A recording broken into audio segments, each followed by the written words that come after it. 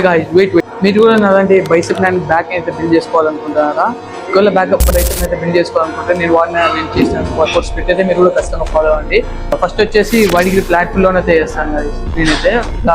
మంచిగా లాక్స్ అయితే తీసుకొని దాన్ని కొంచెం మంచిగా గ్రిప్ అయితే తీసుకుంటా. వైడ్ గ్రిప్ లాట్ ఫుల్ ఉంటుందో వెనక్కి వెళ్ళకూడదు, కొంచెం ముందరికి లాక్కున్నట్లు వేసుకోవాలి. కొంచెం బెండ్ అయినట్టు, కొంచెం ఎక్కువ బెండ్ కావద్దు.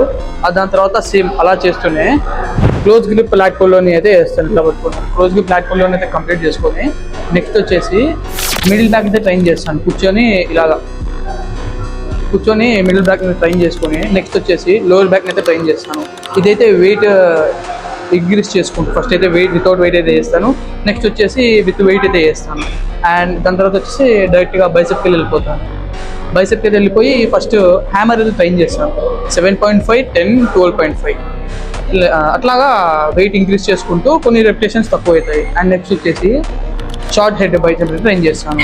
ఇది కూడా సేమ్ అంతే, 10 to 15 రెపిటేషన్స్ అయితే కంప్లీట్ చేసుకుంటా. అండ్ నెక్స్ట్ వచ్చేసి లాంగ్ హెడ్ బైసెప్, ఇది కూడా సేమ్ 3 to 15 రెపిటేషన్స్ అయితే కంప్లీట్ చేసుకుంటాను. ఇలాగ నా వర్కౌట్ అయితే కంప్లీట్ చేసుకుంటాను.